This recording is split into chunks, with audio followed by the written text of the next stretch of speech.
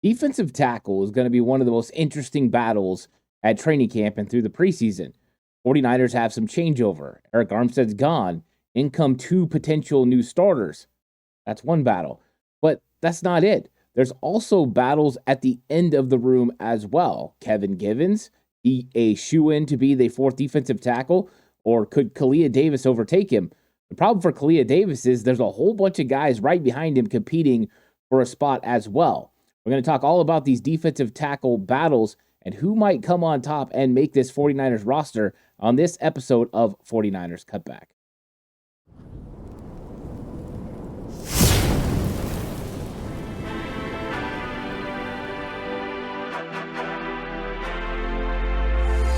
From the alley-oops at Kezar to the glory days at the stick. From who's got it better than us to brick by brick. It's always the 49ers way, from off-season to game day. Yeah, we talk back. It's the 49ers Cutback.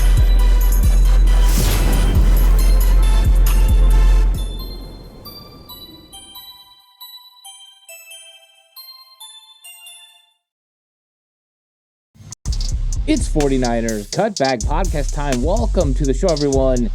Defensive tackle. Normally, it's not this fun to talk about, but the 49ers, for the first time in a little while, have had a ton of changes when it comes to the makeup of their interior defensive line.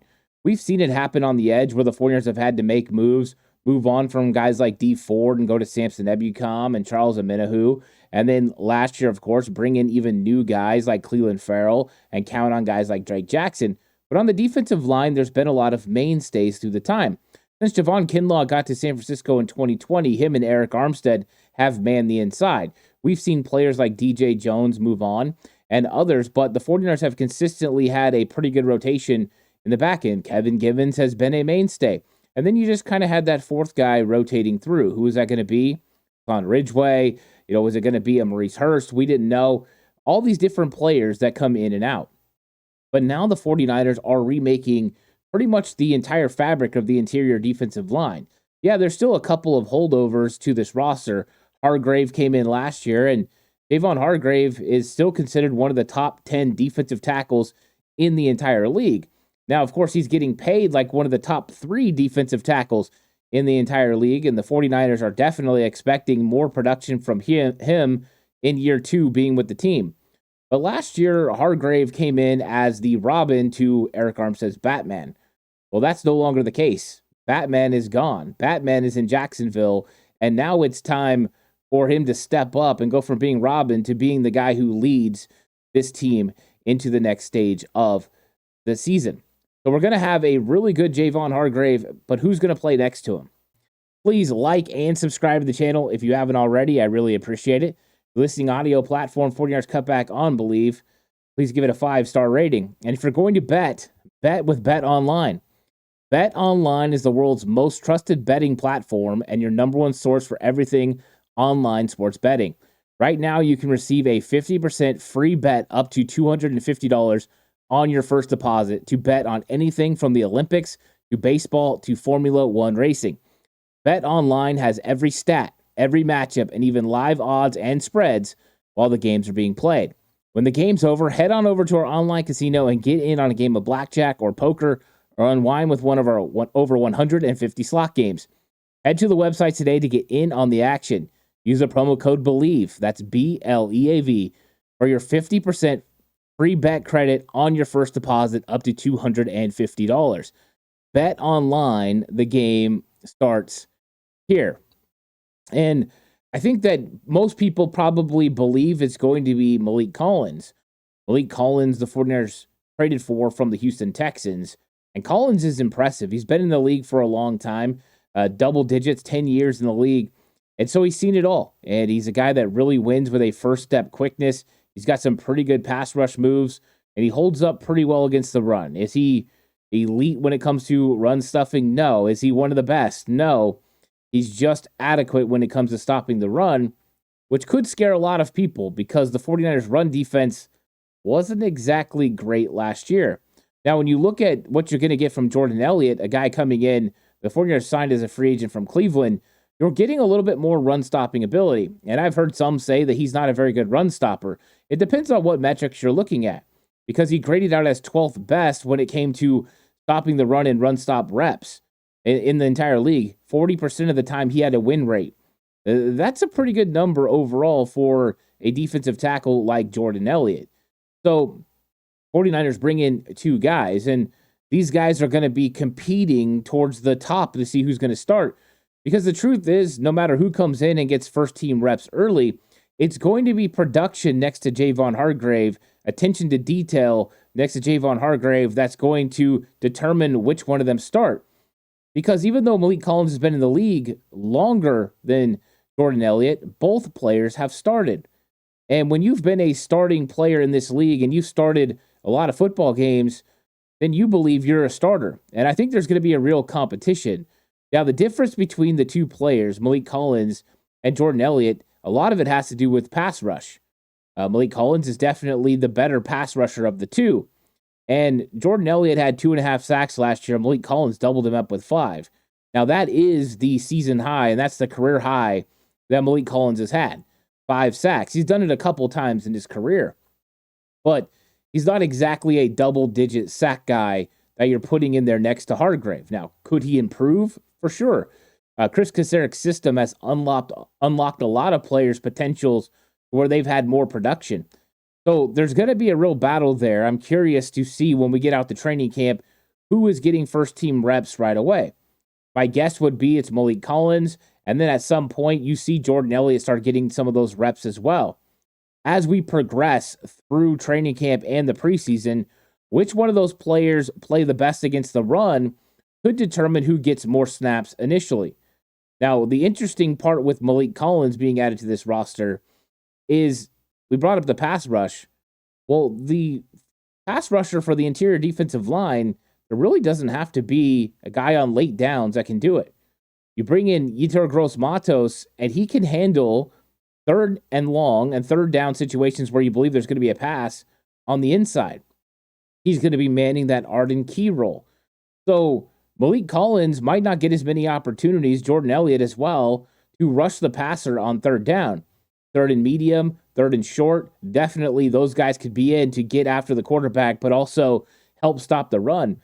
But if you've got 3rd and 6 or longer, I expect to see a lot of Gross-Matos.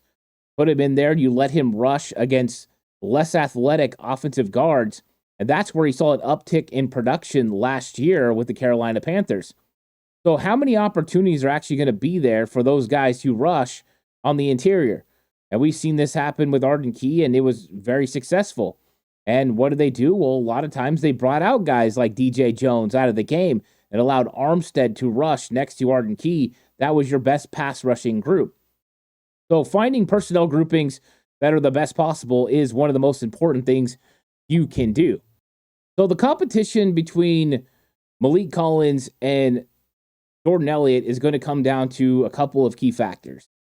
One of those factors is going to be who can stop the run best when it gets to duo blocks. That was a real conundrum for the 49ers in 2023. It really felt like they didn't have a defensive tackle that could consistently win, especially once Eric Armstead was nicked up and his legs weren't able to hold up. He was getting pushed back. It just wasn't as good. So the 49ers definitely know that they need guys that can get it done when it comes to playing defensive tackle, stopping the run. I think Jordan Elliott has the advantage there, but I do believe Malik Collins is going to get the first opportunity to be able to step in and make some plays. So that's the first training camp battle, is who's the starter, Collins or Elliott? And then after that, you have some more decisions to make. Now, I think that they're pretty set as being defensive tackles 2 and 3, a part of the rotation. I don't think Jordan Elliott's going to get challenged. I don't think that Malik Collins would get challenged, even if he was defensive tackle 3.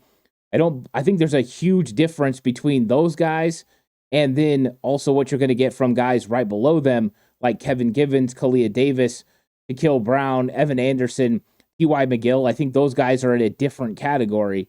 So they're really in competition with themselves. Givens is not going to overtake them. Now, Kevin Givens is where it gets interesting, because Givens has been a big part of this 49ers team over the last several years. and he's continually been defensive tackle number 4 on this roster. Now, when they drafted Kalia Davis in the 6th round, the belief was that Kalia Davis would eventually become a big-time player in this defense. In fact, they kind of looked at him as the eventual DJ Jones replacement. DJ Jones is moving on. You bring Kalia Davis in.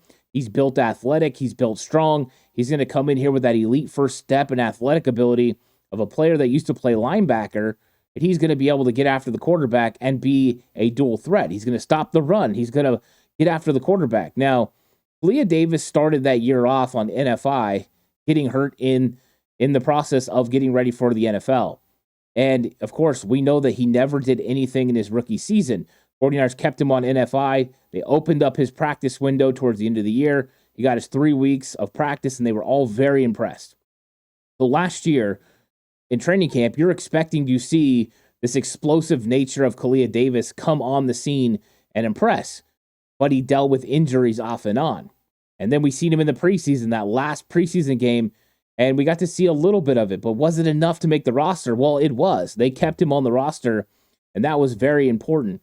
And then he dealt with more injuries. Eventually, he comes back, and we see him against the Philadelphia Eagles, and he plays really well. He gets a sack in his 18 snaps. Like, okay, Kalia Davis is going to help us down the stretch. And then he fell off. So who exactly is Kalia Davis as far as what do we think he's going to be as a player? Well, I compared him to the film that I saw from Shaquille Brown, from Evan Anderson, from T.Y. McGill. And I'll say this about Kalia Davis compared to all of them, including Kevin Givens. He is the most explosive of the defensive tackles that they have in that range, that 4 through 7 range of defensive tackles. He's more explosive than all of them. His first step can be absolutely elite. That athletic ability is definitely on display, but he has to be healthy. When he's not healthy, you can tell. He looks more sluggish. He's not as quick on his first step. They need him back to that explosive player you were getting at UCF, you were getting when you first saw him. So I think Kalia Davis has an athletic advantage as far as athleticism compared to the other guys. Can he challenge Kevin Givens is the question. Because the likelihood is the 49ers will keep 5 defensive tackles. We already mentioned they're keeping 3 for sure. Hargrave, Collins, Jordan Elliott. Those 3 guys are locks to make this team. I refuse to put Kevin Givens as a lock because I don't think his play over the last 3 years has been so significant that no one could potentially beat him out. And the truth is, if somebody can beat him out, you're going to have a better football team than you would if he doesn't. So Kalia Davis competing with Kevin Givens, to me, makes the most sense because now Davis has been within the 49ers defensive system for 2 years. He understands what Chris Kacerek wants. Now, hopefully, he can get his body where it needs to be. We've seen him kind of fool around last year with his weight, put on more size, hoping that would help him with dual blocks. Maybe he needs to go back to more of that athleticism. So I'm curious to see what his body looks like. But the guy he's battling against isn't very good against the run either. Kevin Givens is a guy that slashes, that uses his speed, that uses his ability to get skinny, to get upfield and cause penetration to make plays in the backfield.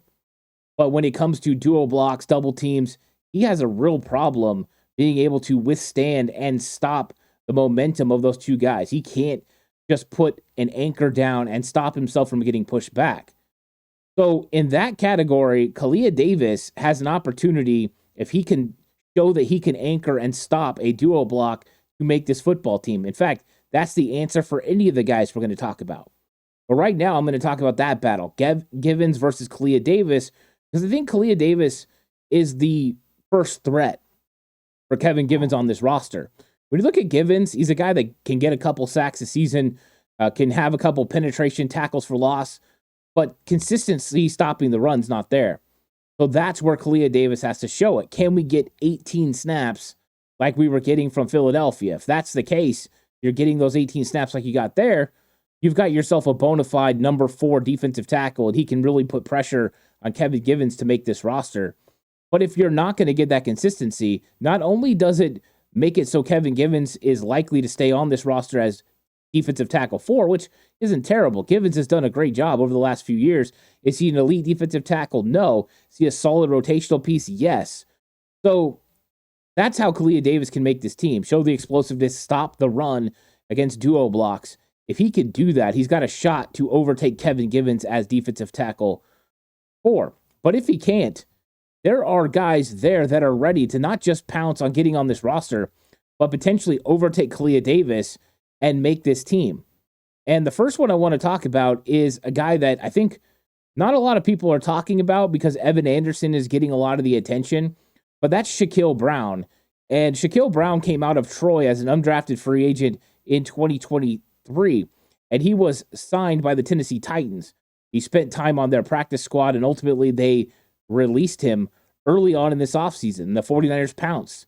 And Coach Chris Kacerek talked about the fact that Shaquille Brown had come out for a 30 visit. They were very impressed with him. They wanted to sign him, but they were outbid by the Tennessee Titans, and he chose to go there. So now they get a player that they really like.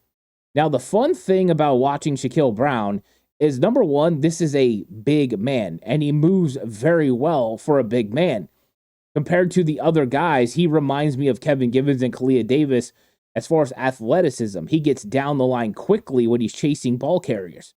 But he also has such a big top side. He's big up top. He's big with his legs. He is well put together, which means he's going to have balance. One of the things that concerns me a lot about Kalia Davis, and I like Kalia Davis, but he's very top heavy. As a player that switched positions from linebacker to defensive tackle, you could tell when he put weight on, he put it on up top. And it wasn't always muscle at first. He had to go ahead and get more size, and it definitely was distributed to the top side. So he was off balance, and he would get put on the ground. And I was hoping that the legs would develop, and he would be a little bit less top heavy. He would put on a little bit more muscle mass on top, and eventually things would even out. But last year, he still spent a lot of time on the ground because when he lost balance, he went down. And you don't see that from Shaquille Brown. You watch his film, this guy is stout, he's balanced, and he battles. I also think he's got pretty good handwork. Now, there's things that definitely need to get better. He needs to play lower. There's some things that he needs to do to be a better defensive tackle, including disengage from offensive players. But he does it pretty well. So he's definitely somebody that I think has an opportunity to not just beat out Kalia Davis, but then challenge Kevin Givens if he's improved as much as we're expecting him to improve. Because the athleticism, the first step is there. The strength is there. It's just going to be how much has it materialized. And there hasn't been a lot of film on him since he first got to the Titans. So we don't know the improvements that he's made. I do know that when he got to minicamp, he impressed everyone with how he looked. So the guy's impressive. And he's going to come in there and he's going to battle Kalia Davis and he's going to battle Kevin Givens. And I just don't think he's getting the recognition right now because everyone wants to talk about undrafted free agent Evan Anderson, which is fine. Evan Anderson's a fine player. But don't sleep on Shaquille Brown. If Shaquille Brown would have signed with the 49ers last season as an undrafted free agent, everyone would have been talking about him last year the way they're talking about Evan Anderson now. And I'm telling you, his film is way more impressive to me than it is Evan Anderson. I think that Evan Anderson's a big dude with a lot of physicality, but Shaquille Brown moves for a big guy. Shaquille Brown absolutely can do things with his hips. He shows the power and the leverage to move guys. When offensive linemen came against him, and I know he was at Troy, there was a little bit lesser competition, but guys moved when he wanted them to move. The hand strength, the hand contact, the power from the lower half, he's got it all. He's got a lot of ability, and I'm not saying he's going to storm this roster and make this football team. I'm not going out on a limb, but if you were talking about a sleeper with an outside chance to make this football team that no one's talking about, I think Shaquille Brown could be one of those guys. Experience the game. Now he's going to experience it from Chris Kacerek's point of view, from how he plays. And now we're going to turn this guy loose, less responsibilities, and he's a guy that can anchor against duo blocks. He can. If he plays as low as what I think Chris Kacerek's going to work on getting his pad level 2, he could be a real force. And if he illustrates that he can stop the run, he has a great opportunity to make this 49ers football team, whether that is just beating out Kalia Davis or overtaking Kevin Givens as defensive tackle 4. I think he's got a real shot at it. He's that impressive. He could be a part of a rotation for the 49ers for several years if he can live up to what his film shows he's got the capabilities of. But it's a long road. And you have to show improvement. You have to show the ability to get better and better. So I like Shaquille Brown. He's someone I'm interested in watching in training camp in the preseason, and I'm hoping he shows what he showed at Troy, and we can see that advance so he has an opportunity to make this team, because improvement at defensive tackle is needed. The 49ers need to be strong, 4 deep at least, probably 5, and he could add a lot to that. Now let's talk about Evan Anderson. Lots of people have him making this football team. I have been one of the ones that don't. But part of the reason I don't see Evan Anderson making this football team is not that he doesn't have the ability. I just don't think he's ready yet. I think there are parts of his game that need to develop to be a big part of this 49ers defense. One of the problems with Evan Anderson is the first step quickness. I don't see it on film. Once he gets going, he's fine. I also see a guy that plays a traditional nose tackle role, which I know a lot of people say, hey, the 49ers need a traditional nose tackle. But in Chris Kaceric's defense, the traditional nose tackle doesn't just play to stop the run. He also has to be able to move. He has to be able to penetrate. He has to be able to get down the line of scrimmage and chase players in outside zone. He's got to be able to get where he needs to get. So the question is Evan Anderson the player we saw at FAU? If he is, I don't think he makes this team. If he has, with the changes in his body, changed his quickness, he has a shot. So he is down a lot of weight. He's down under 320 pounds is the report. That should improve his ability to get a better first step. Now, his handwork and disengaging from blockers is a real problem. I talked about Shaquille Brown struggling in that some. We talked about Clea Davis having balance issues. Well, Evan Anderson doesn't have balance issues. What he has is disengage issues. What he has is going in a rushing square and getting absolutely blown up. Because though he was over a 350-pound defensive tackle, against dual blocks, it wasn't the best. Go watch his film against Clemson, and that's what I wanted to see, him against D1 talent. And Clemson didn't have the best offensive line in college football, that's for sure. And I seen this guy struggle, play in and play out, and not just against one single up looks, but also against duo blocks. And so we're looking for that guy that could be that big run stuffer. And if he's going to come in and he was going to stuff duo blocks, I was ready to have that conversation. Here could be our Hassan Ridgeway, a guy that could step in, stop the run. Wouldn't be a huge penetrator as far as getting to the quarterback, but you maybe don't need that with Gross Matos. I brought that up earlier. Well, in this case, you would need that because he also doesn't have great pass rush moves. In fact, it's very pedestrian as far as pass rush moves. That's not why he's going to make this football team. So you're not getting the explosiveness of DJ Jones. And I heard Chris Kaceric kind of compare him to DJ Jones, and I think it's more body structure than it is explosiveness. DJ Jones was a guy that was a 6th-round pick. It had to really develop, but you look at his first step quickness, his strength on the upper half, it was really, really good. You look at Evan Anderson, you don't see that. If you go back a few years, the 49ers had brought in a guy, undrafted free agent, Darion Daniels from Nebraska. To me, Evan Anderson screams Darion Daniels. And Darion Daniels often impressed. He competed, but was ultimately a practice squad guy for a couple years until they ultimately moved on. That's what I see with Evan Anderson. The 49ers are looking for a defensive tackle that can play that nose tackle type role, but still have the penetration athleticism. I think Shaquille Brown has a better chance of doing that with athleticism. I think Clea Davis has a better chance of doing that with athleticism. Where Evan Anderson can make his money is if he can develop into a guy that stuffs the run. That's his key to making this football team, and a lot of people believe he's going to be able to do that. I'm curious.